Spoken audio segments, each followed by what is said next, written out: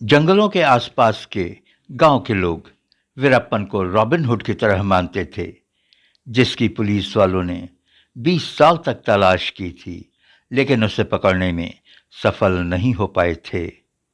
18 जनवरी 1952 में जन्मे वीरप्पन का पूरा नाम कूसस्वामी वीरप्पन था। सैकड़ों लोगों को मौत के घाट उतारने वाले इस वीरप्पन पर करीब 2000 हाथियों को मारने का भी आरोप था। कहा जाता है कि वो 17 साल की उम्र से ही हाथियों का शिकार करने लगा था। आप सलाम हिंदुस्तान देख रहे हैं। सैकड़ों लोगों को मौत के घाट उतारने वाले इस खतरनाक वहशी दरिंदे के सिर पर 5 करोड़ रुपए का इनाम था। उसके ऊपर 100 करोड़ रुपए खर्च किए गए थे, लेकिन उसको पकड़ने में पुलिस कामयाब नहीं हो सकी थी। वीरप्पन एक कुख्यात डाकू था। तकरीबन 30 वर्षों तक वो कर्नाटक, केरल और तमिलनाडु के जंगलों में रहा। वीरप्पन ने अपराधों की शुरुआत अपने रिश्तेदार सेवी गोंदर के साथ मिलकर की थी। सेवी गोंदर चंदन की लकड़ी का कुख्यात तस्कर था। वीरप्पन ने भी 1970 में चंदन की लकड़ियों और हाथी के दांतों की तस्करी शुरू की, और जो भी उसके आपराधिक कामों के बीच में आता था उनको वो जान से मार देता था। उसने पहला मर्डर 17 साल की छोटी सी उम्र में ही किया था। उसके मर्डर किए हुए आदमी खासकर पुलिस वाले होते थे या फिर फॉरेस्ट के अधिकारी होते थे। 1987 में एक वन अधिकारी चिदम्बरम, जो कि तमिलनाडु से थे, उनको किडनैप कर उनका मर्डर कर दिया था।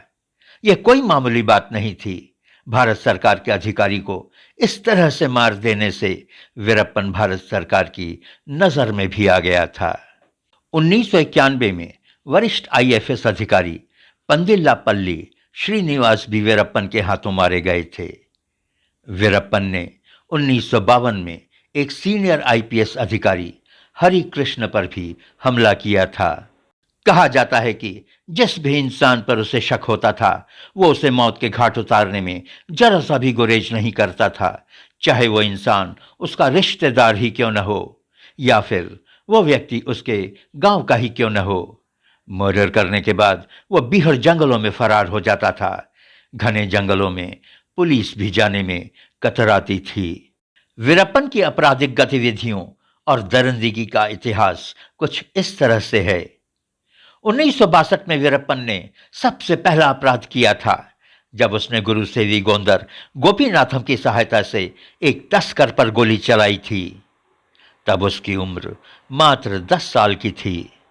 27 अगस्त 1983 में कर्नाटक में केके पृथ्वी की हत्या की थी, और जब गार्ड ने शिकारियों से हाथी को बचाने की कोशिश की तो वीरप्पन ने गार्ड की हत्या कर दी थी।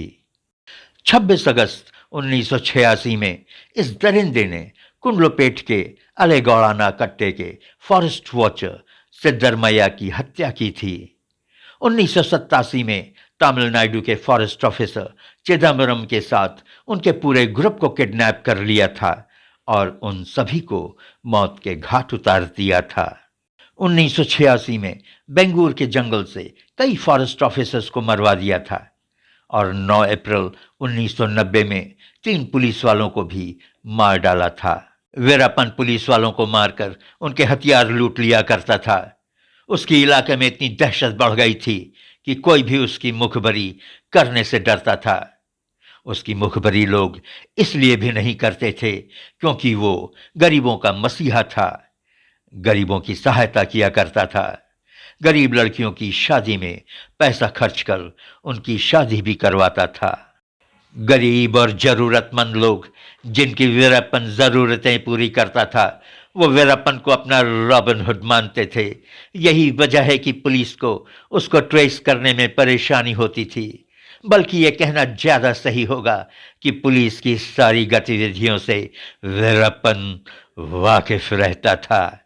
इसी वजह से 14 अगस्त 1992 को मैसूर जिले के SP T Hari Krishna, SI Shakeel Ahmed और 4 कांस्टेबल्स बेनेगोंडा, कल्पा, सुंदरा और एमपी अप्पाचू को घेर कर मार दिया था। उसकी इतनी हिम्मत बढ़ गई थी कि 1993 अप्रैल को जिस बस में तमिलनाडु की पुलिस जा रही थी, उस बस को उसने अपहरण कर 22 नागरिकों सहित सभी पुलिस वालों की उसने हत्या कर दी थी। इस हादसे को पलार ब्लास्ट के नाम से जाना जाता है। इसी तरह से उसने कई पुलिस वालों और वनकर्मियों का अपहरण किया और जान से मारा। उसकी दहशतगर्दी इतनी बढ़ गई थी कि बड़े बड़े पुलिस अधिकारी और वनकर्मी उससे डरने लगे थे। कब किसका अपहरण हो जाएगा, कब कौन मार दिया जाएगा, उनको इसका पता नहीं रहता था। 2000 में सुपरस्टार रजनीकांत उसके जाल में फंसते फंसते बच गए। वीरप्पन ने रजनीकांत के अपहरण की योजना बनाई थी, लेकिन योजना के फेल हो जाने पर कन्नड़ फिल्म के जाने माने अभिनेता को उसने किडनैप कर लिया और फिरौती में वीरप्पन ने 50 करोड़ रुपए की भारी रकम की डिमांड की थी। पूरे कर्नाटक, केरल और तमिलनाडु में हड़कंप मच गया था। उस समय हिंदुस्तान के बच्चे बच्चे के जुबान पर वीरप्पन का नाम था। वीरप्पन को भी मशहूर होने का बड़ा शौक था। हाथी के अवैध शिकार, जंगल से चंदन की तस्करी, अपहरण, चोरी, डकैती, पुलिस वालों और वन अधिकारियों की हत्या, फिल्म अभिनेता का अपहरण और गरीबों का मसीहा बनने की वजह से वो काफी सुर्खियों में रहा। वीरप्पन जब 29 साल की उम्र का था, तब मिथु लक्ष्मी नाम की लड़की से प्यार कर बैठा। मिथु लक्ष्मी की उम्र उस समय 16 साल की थी। मिथु लक्ष्मी एक चारवाहे की लड़की थी। उसको वीरप्पन की मूछें और ख्याति पसंद थी। बस फिर क्या था, दोनों ने 1990 में शादी कर ली थी। वीरप्पन वो डकैत था जिसने चंदन की लकड़ियों को अपनी मूछों से बांध ली थी, हाथियों को अपने बस में कर लिया था, और हैवान तो इतना बड़ा था कि उसने कितने ही पुलिस वालों को जमीन पर लेटा दिया था। 5 करोड़ का इनाम था उसके सिर पर। कहा जाता है कि उसने 10,000 टन चंदन की लकड़ी काटकर बेच दिया था, जिसकी कीमत 200 करोड़ रुपए थी। वीरप्पन को मारने के लिए जो टास्क फोर्स बनाई गई थी, उस पर 100 करोड़ रुपए खर्च हुए थे। अगर उसकी आंखें न खराब हुई होती, अगर उसे धोखा न दिया गया होता, तो क्या मजाल है कि कोई उसे मार पाता। वीरप्पन के अरबों रुपए के खजाने का कुछ पता नहीं चला। सालों साल इसके बारे में चर्चा होती रही। कहा जाता है कि उसकी मौत के साथ ही साथ खजाना भी कहीं जंगल में दफन हो गया।